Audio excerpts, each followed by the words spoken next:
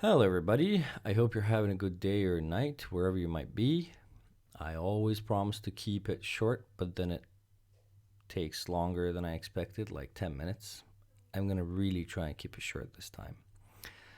Today, I'm going to tell you about safety in Canada. The first time I went to Canada in 2008, I was in the city of London, Ontario, and suddenly I realized that there are no bars on the windows.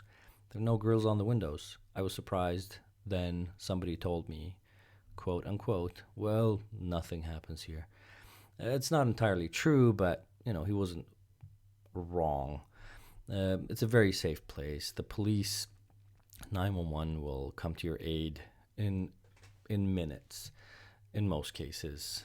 I was actually quite proud of the fact that I was living in such a society where it was safe. You have the freedom of expression to say anything you like, politically, personally, your personal views. Nobody's going to jail you because you said something that they don't like.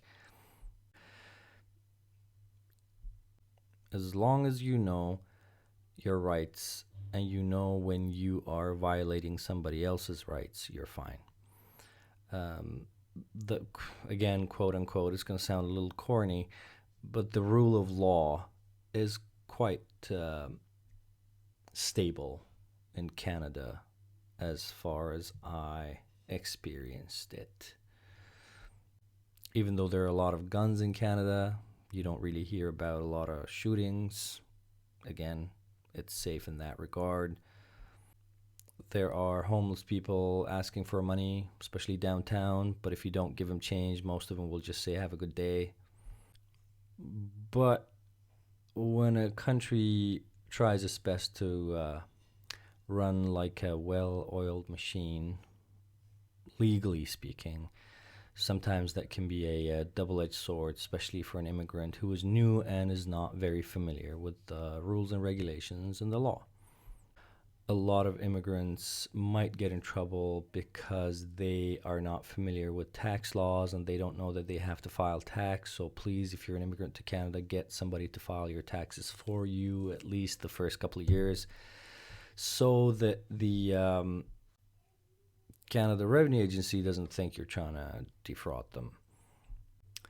Some people might get in trouble because they think that just because they're in Canada now, they can, I don't know, consume alcohol at a park. No, please, no. You have to find out where you can consume alcohol. You can consume alcohol in places that are licensed. You can't carry alcohol in a container that is not sealed. So if it's an open container, if you've opened it, if it's whatever beer, alcohol that you've opened it, you can't have it inside of a car.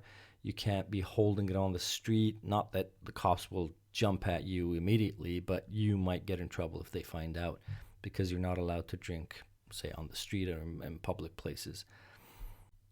Smoking is banned within entrances of all buildings, like within 9 meters of all buildings, so be careful with that.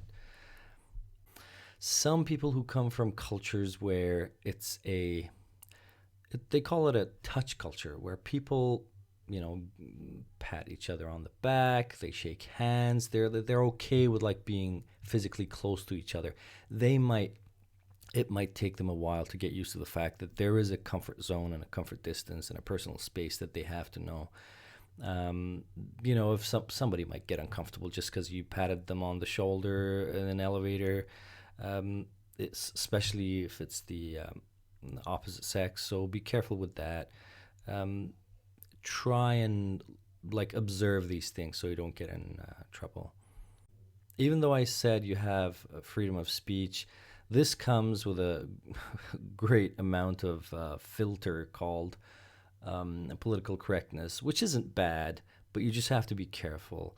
The words you use, the expressions you use, the terminology you use, the things you say, uh, especially at the workplace, might offend people's sensitive side. People are sensitive about their religion, about the way they look, um, about the color of their skin, about the language they speak, about any disabilities they might have. And the Canadian society is one of those societies that is careful with these. So you might want to um, familiarize yourself with what you can and cannot say and where.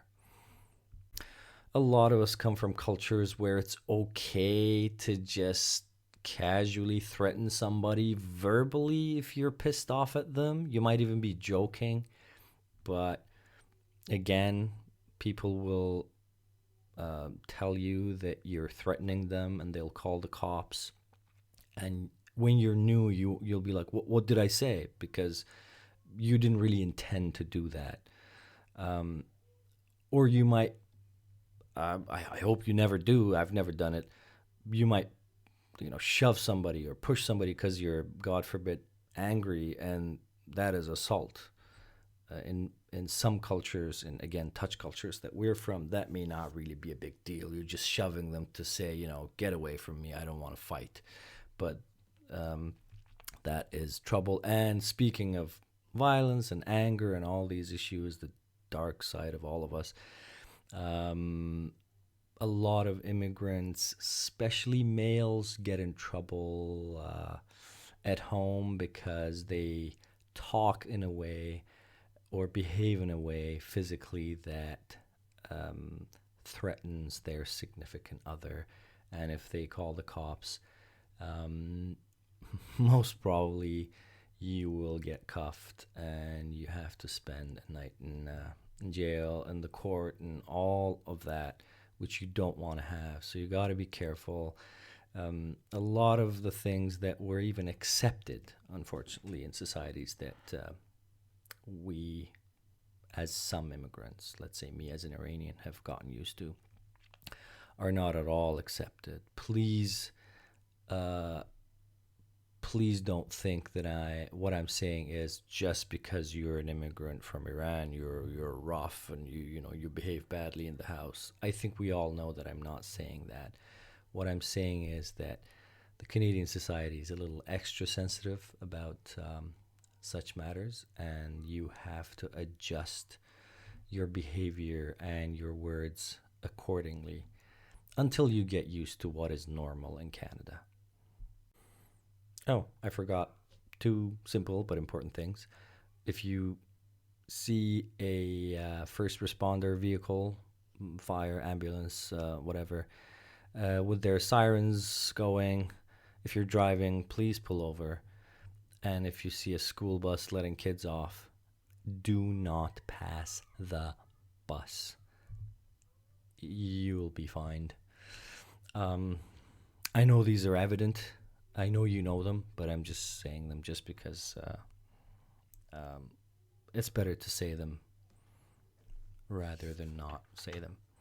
Well, thank you very much. If you have any questions, please ask in the comments, and have a good day or night.